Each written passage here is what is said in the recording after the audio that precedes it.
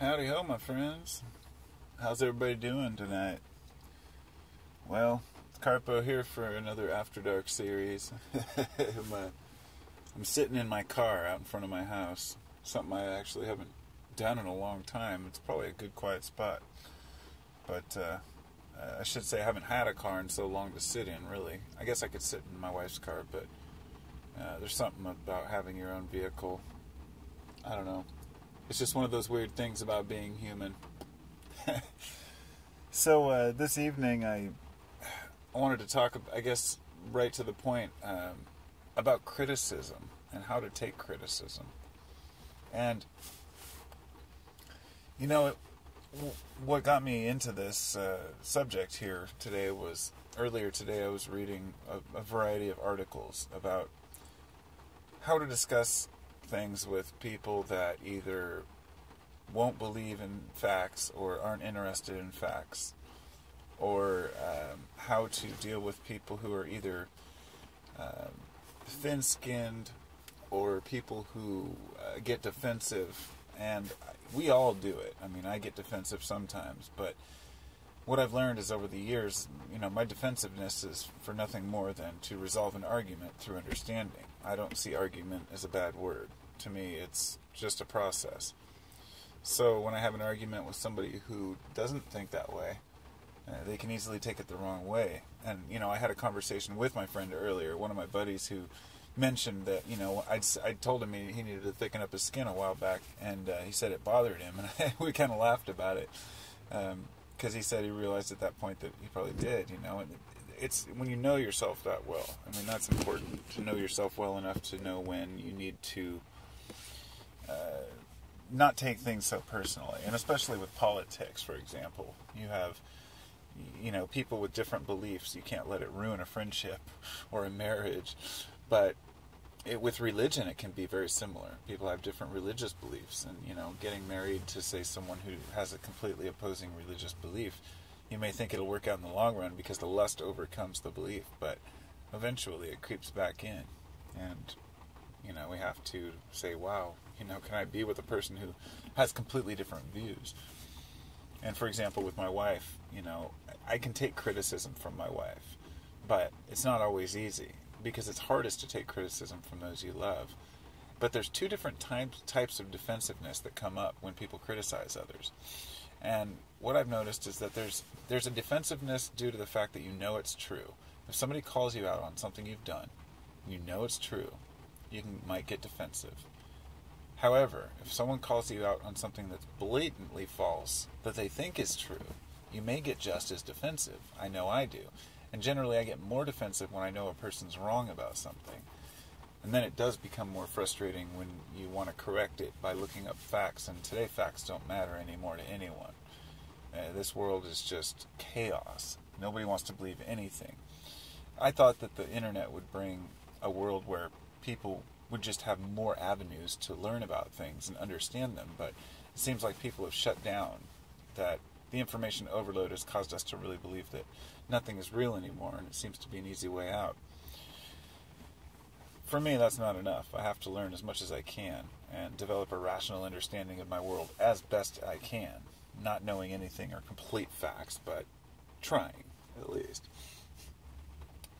So, to get back to defensiveness, when I was looking up some information about this earlier, I came across this random article by a guy he was a blogger, and he started this online blog website. I'm not sure what it is. I came across just an article, but he was explaining how he wanted to start this website, and it was for inspirational things. Like, I saw some of his other links at the bottom, and they were like, how to, enjoy your day more, or, things, positive affirmation type stuff, but not cheesy, just real down to earth.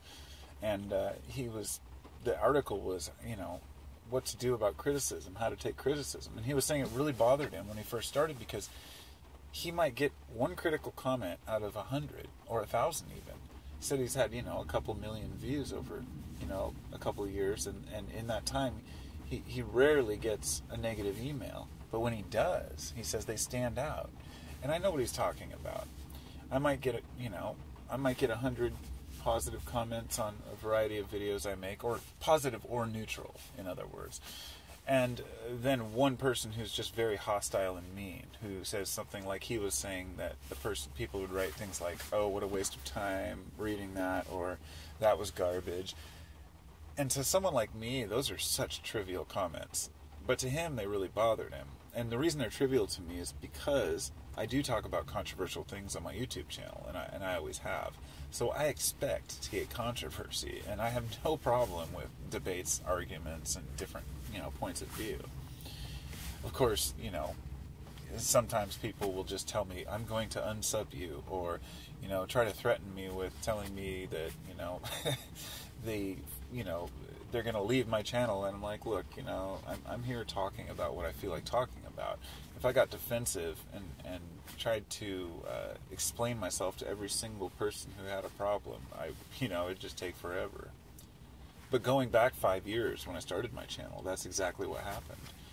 Because I'd been online for, since the internet became a thing, but I'd never, beyond, say, MySpace and a little Facebook at that time, I'd never really gotten into it. And around 2011, I said, well, maybe I'll just upload a couple videos. And the next thing you know, I'm making YouTube videos talking about life and my life and how I feel. And it honestly does not feel like 5 years. I mean, it's really putting it in perspective, my life, for me.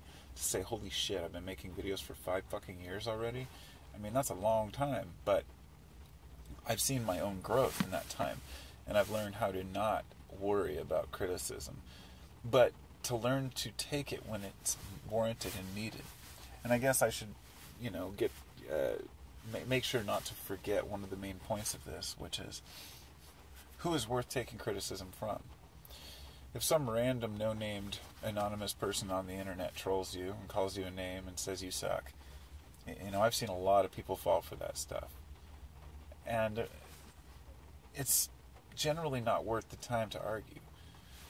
But if someone that you respect and admire comes in and gives you a long, heartfelt, thought-out comment about why you're wrong, then it's worth a think.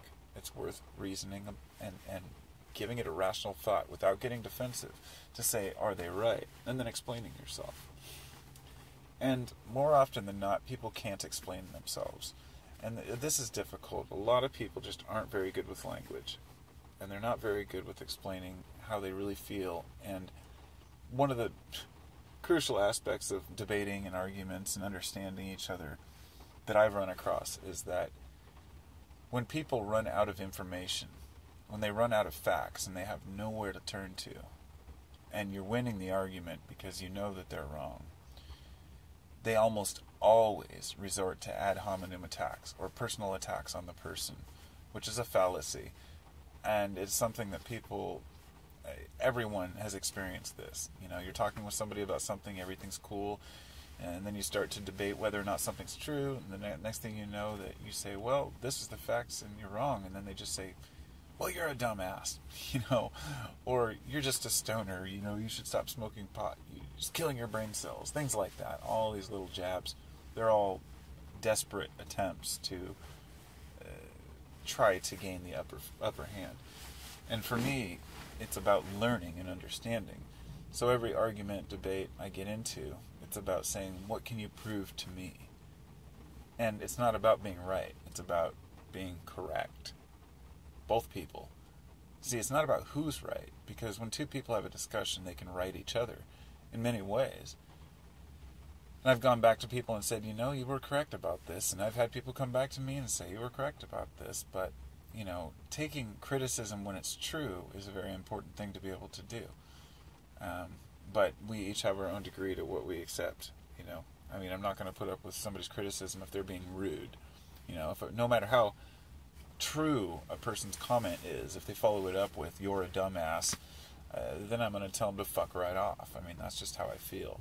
I'm a nice guy, I'm an easygoing guy, but as soon as a person pulls their attitude on me, I'm instantly right back in their face.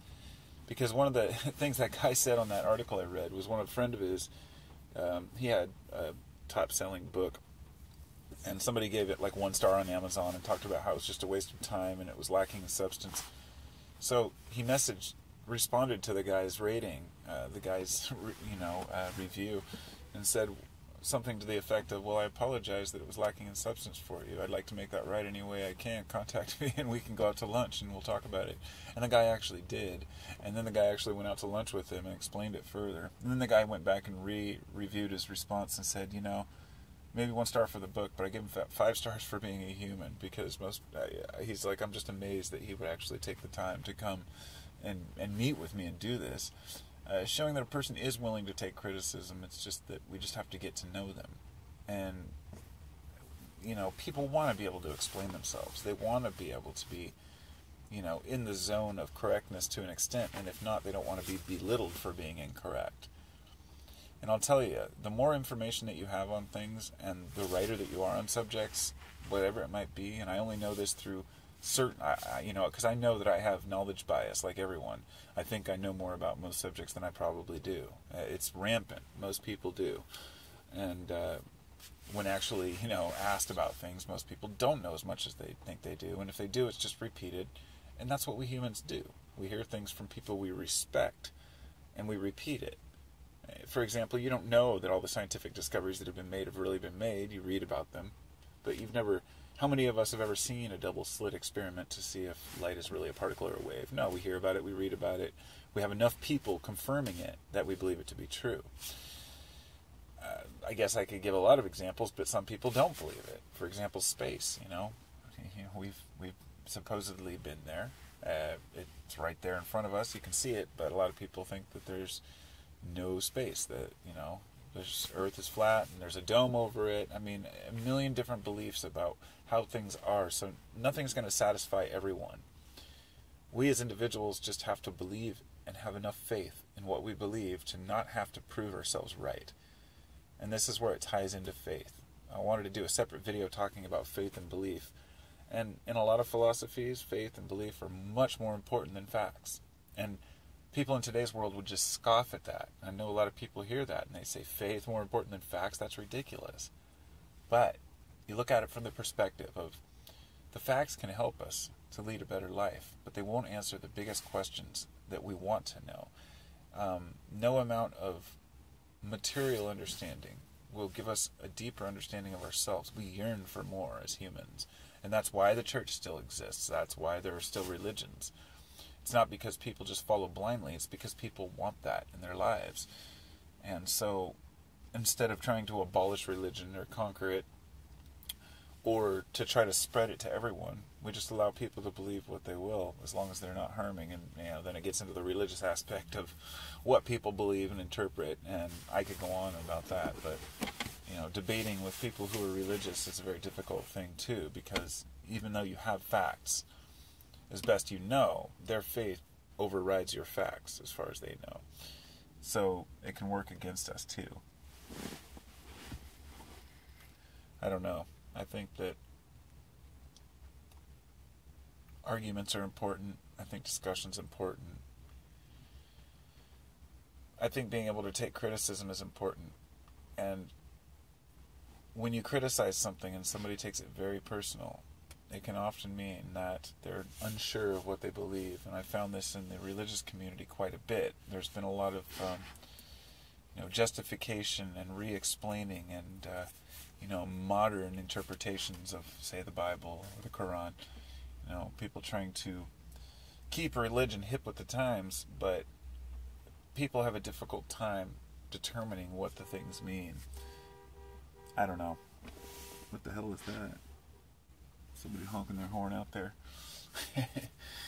So, I guess that's all I've really got to say for today. I got to go back in and tuck the kids in. It's bedtime. I've been, haven't really been making videos the last couple days. Haven't been interested.